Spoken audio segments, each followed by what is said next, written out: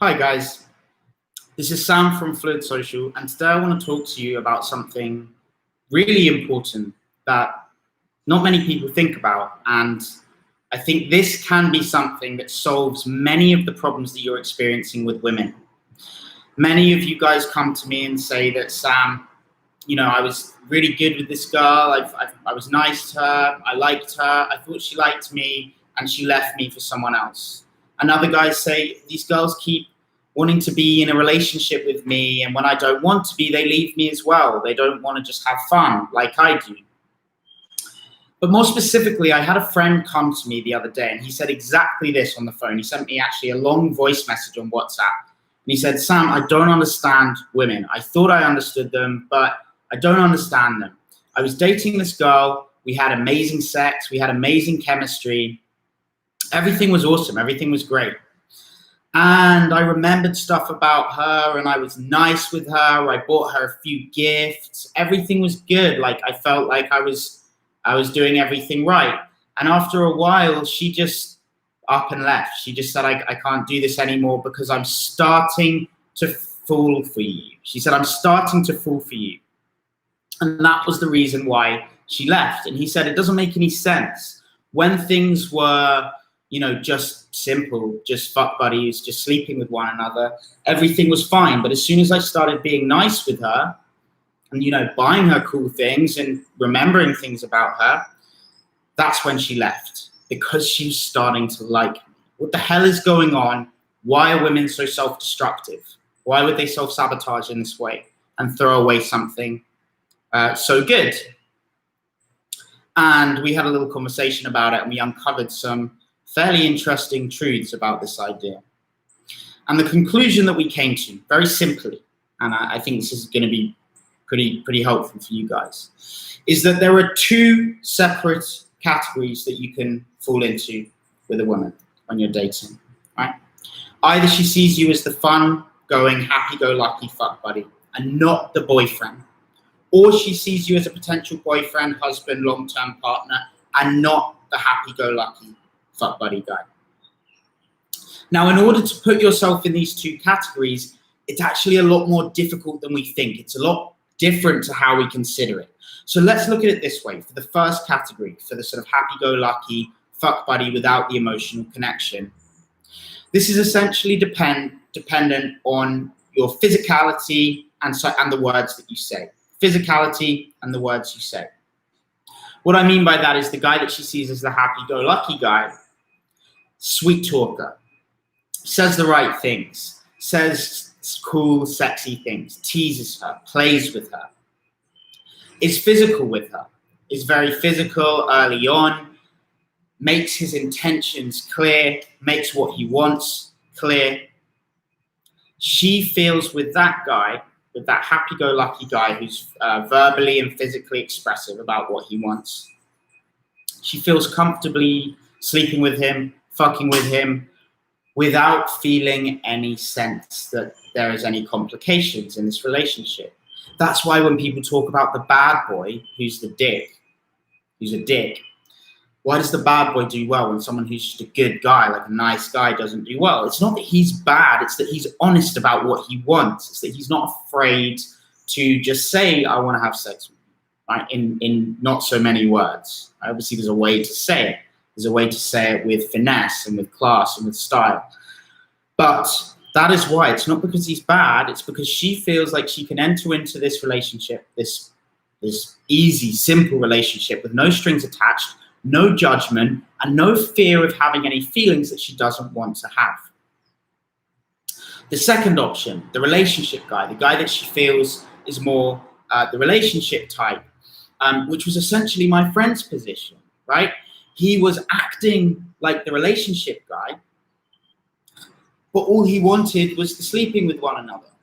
So he was not calibrated this way. The relationship, the two factors that express the guy that she's likely to want to be in a relationship with are understanding personal nuances of her and taking care of her, right? Remembering personal nuances about her and showing a level of care. That's what he was doing. He wanted to sleep with her. He wanted to just be fuck buddies, but he started buying her gifts. He started caring. He started showing that soft, caring side, and that made it complicated for her. At that point, she felt like this is no longer no strings attached. There's a risk that I'm going to fall for him. It wasn't her self-sabotaging. She actually did the intelligent thing. Instead of letting herself fall for a guy that she now knows only wants to sleep with her, she exited the relationship and saved herself the problem. He started demonstrating the qualities of someone that's good relationship material with a woman that he only wanted to sleep with. So let's look at it like this. When you are looking for someone for a casual relationship, it's your slick words, saying the right things, expressing yourself authentically and honestly, but with subtlety. And it's the actions, the physicality, expressing what you want through your physical actions, through proximity, through touch. When you are looking for the relationship, when you are with a girl that you maybe want to be in a relationship, though those can be important as well, being able to speak well and be physical, it's about personal nuances and showing that you're someone that can take care of her.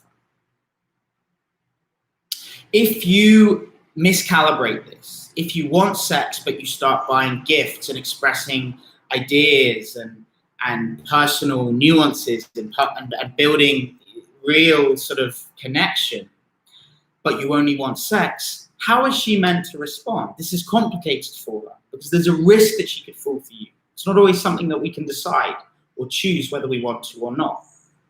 So you are actually being inauthentic there. This is the important part. If you are using the slick words and the actions and making it all about sex, but really you want a relationship, it looks like you're hiding behind this facade as a way of hiding yourself. It's an expression of insecurity. If you're slick talking and acting like the sort of player guy, but really you want a relationship, then you are using your ego. You're defending your ego by acting like the player when really you're just scared to express your vulnerability. If, on the other hand, you just want to have sex with her, but you're being all personal and caring and talking maybe about the future, whether you want children, all of this stuff in that way that suggests a relationship, then you're also being inauthentic, because what you're doing is you're trying to get her to like you when you know there's no possibility of a future. You're trying to make it so that she wants to think about you all the time and she wants to fall in love with you, and she falls in love with you when you don't want the same with her. And that is an ego thing. That comes from a lack of attention in childhood, and it's you falling into the grip of your ego and trying to make people fall for you who you have decided that you will not fall for. That's not fair on her. That's not fair on her. And that when she realizes that you're not going to be the relationship guy that you're presenting yourself as, she starts to feel a little disgusted by you, right? Maybe disgust seems like a strong word, but she starts to think, oh, this guy is actually just not an honest person. He's not someone that I can trust. He's not someone that I want to be around, because he's trying to manipulate me. He's trying to make me fall for him when he has none of the same ideas. So this is the important thing. It's to calibrate the way that you are behaving with what you want from the girl.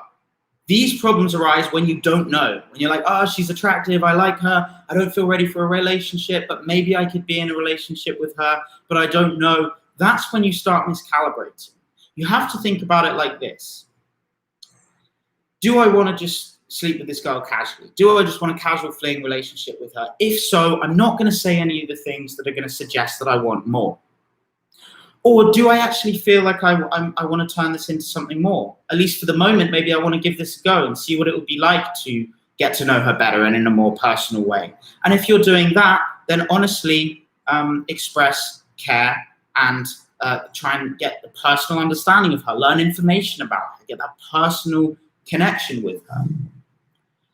You have to make a decision for the moment about what you want. That is not to say that the decision can't change in the future. That is not to say that if you just want to sleep with her now, in the future you might change, right? In the future you might decide that actually this girl is more special than you thought and you want something more intimate with her. You want a more intimate connection. You want something more serious.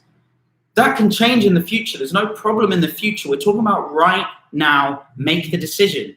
Because if you're in two minds, if you're feeling like you want validation, and so you're sweet talking her with ideas about relationships or what you like in your relationships and things like this, then you're manipulating her in some way, because you're making it so that she gets an idea or an impression of you that you're not able to give her. And maybe right now that feels good. She starts to fall for you. It's nice when a girl starts to fall for you. But in the future, she's just going to resent you and she's going to see through it. And so it's not worth it. So the solution to this is to remember these two categories. There is the casual dating sex category, and there is the intimate relationship exclusive category. If you're in the casual dating sex category, it's about the sexiness, the sweet words, the clear expression of intent, the physicality, keeping it light and playful. And if you're looking for the relationship, it's about remembering things about her, listening carefully, showing genuine care. If you miscalibrate these, you will end up disgusting her. I know this from experience, because I more often fall into the category of guys that's looking for something casual, but I have these, I've historically had this problem of wanting girls to fall for me, right? Just like many other guys, I'm not immune to this. This is why I got into this profession. This is why I do what I do, and I'm doing this video right now, is because I was insecure. I struggled. And the way that I struggled and the way that I was insecure is that I didn't receive enough female attention when I was a child. And so at school, I wasn't confident with girls because I didn't feel worthy of attractive female attention. And it meant when I was 17, 18, 19, growing into myself, I was desperate for female attention. I was desperate for women to want me, for women to like me. And that manifested itself in a pattern of behavior where I acted like I wanted to be in a relationship with women, when really I just wanted to have their attention, to have their validation, because I hadn't received it before. And this meant that maybe for a few days it was good to have their validation, but it didn't feel good internally because I knew I was being inauthentic. And it inevitably ended up with them resenting me and finding me in some ways disgusting, because I'd telegraphed my insecurities and not addressed them. And I'd used her as a way of making myself feel better, which is disgusting behavior.